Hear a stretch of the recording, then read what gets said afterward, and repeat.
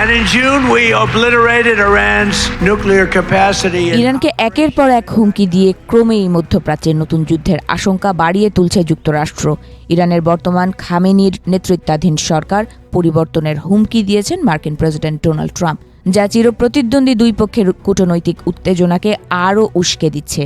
ইরানও মধ্যপ্রাচ্যে থাকা মার্কিন ঘাঁটিগুলো মিসাইল হামলা চালিয়ে মাটিতে মিশিয়ে দেওয়ার পাল্টা হুঁশিয়ারি দিয়েছে। ফলে চলমান উত্তেজনা যে কোনো সময় সরাসরি সংঘাতে রূপ নিতে পারে বলেও আশঙ্কা করা হচ্ছে। এ পরিস্থিতির মধ্যেই ইরানের সঙ্গে উত্তেজনার জের ধরে নিজেদের রণকৌশল প্রদর্শনের উদ্দেশ্যে মধ্যপ্রাচ্যের সেন্ট্রাল কমান্ড এলাকায় কয়েকদিন ব্যাপী একটি ব্যাপক সামরিক মহড়া শুরু করতে যাচ্ছে ওয়াশিংটন। সোমবার এই ঘোষণা দিয়েছে মার্কিন কমান্ড। বিভিন্ন গণমাধ্যমের তথ্য অনুযায়ী সম্প্রতি মধ্যপ্রাচ্যে সামরিক রসদ বাড়িয়ে চলেছে দেশটি। সেখানে অতিরিক্ত F-15E স্ট্রাইক ইগল যুদ্ধ বিমান পাঠিয়েছে যুক্তরাষ্ট্র। গত 18 জানুয়ারি যুক্তরাজ্যের RAF লেকনহিথ ঘাঁটি থেকে 494তম ফাইটার স্কোয়াড্রনের অন্তত 12টি F-15E স্ট্রাইক ইগল যুদ্ধ বিমান মধ্যপ্রাচ্যের উদ্দেশ্যে রওনা হয়। পথে এগুলোকে জ্বালানি সরবরাহ করে KC-135 ট্যাঙ্কার বিমান। যুক্তরাষ্ট্র কেবল বিমানই নয়, USS অ্যাব্রাহাম লিঙ্কন নামক একটি বিমানবাহী রণতরীও মধ্যপ্রাচ্যের উদ্দেশ্যে পাঠিয়েছে।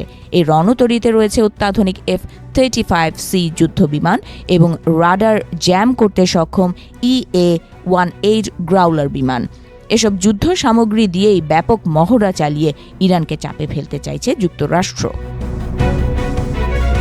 মার্কিন বিমান বাহিনীর সেন্ট্রাল কমান্ড এক বিবৃতিতে জানায়, এই মহড়ার উদ্দেশ্য হল সেনা ও সামরিক সরঞ্জাম ছড়িয়ে দেওয়ার সক্ষমতা বাড়ানো, আঞ্চলিক মিত্রদের সঙ্গে সহযোগিতা জোরদার করা এবং যে কোনো পরিস্থিতিতে দ্রুত প্রতিক্রিয়া জানানোর প্রস্তুতি নেওয়া।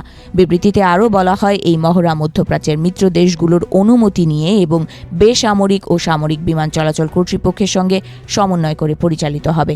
পশ্চিমা গণমাধ্যমগুলো বলছে, যুক্তরাষ্ট্রের এই মহড়ার মাধ্যমে দ্রুত সেনা ও বিমান স্থানান্তরের পদ্ধতি, জরুরি পরিস্থিতিতে বিভিন্ন বিকল্প ঘাঁটি থেকে অপারেশন পরিচালনা এবং বড় এলাকা জুড়ে বহু দেশের যৌথ কমান্ড ও নিয়ন্ত্রণ ব্যবস্থা পরীক্ষা করা হবে।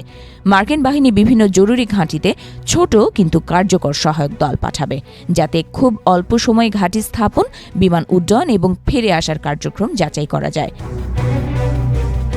মধ্যপ্রাচ্যের central commander lieutenant general Derek France বলেন, এই মহড়ার মূল উদ্দেশ্য হল আমাদের বিমান বাহিনীকে সবসময় যুদ্ধের জন্য প্রস্তুত রাখা। এছাড়া মধ্যপ্রাচ্যে যখন প্রয়োজন তখনই আকাশশক্তি ব্যবহারের সক্ষমতা বজায় রাখা। এই মহড়া এমন এক সময়ে অনুষ্ঠিত হচ্ছে যখন ওয়াশিংটন ও ইরানের মধ্যকার উত্তেজনা তুঙ্গে। এদিকে ইরানের বিভিন্ন শহরে বিক্ষোভ এখনও চলমান রয়েছে। এই বিক্ষোভ দমনের শুরুর দিকে ইরান কঠোর হলে হামলা চালানোর হুমকি দেন ট্রাম্প। পরে তিনি কিছুটা সুর নরম করেন এবং দাবি করেন, তার সতর্ক বার্তার পর তেহরান বিক্ষোভকারীদের প্রতি অনেকটাই শিথিলতা দেখিয়েছে। অন্যদিকে ট্রাম্পের এই হুমকির মুখে পাল্টা হুঁশিয়ারি দিয়েছে ইরান। যুক্তরাষ্ট্র যদি কোনো হামলা চালায় তাহলে খুব দ্রুত এর দাঁত ভাঙা জবাব দেয়া হবে বলে হুঁশিয়ারি দিয়েছে তেহরান। এ পরিস্থিতিতে মধ্যপ্রাচ্যে যে কোনো সময় এই দুই পক্ষের রক্তক্ষয়ী যুদ্ধ শুরু হতে পারে বলে আশঙ্কা করা হচ্ছে।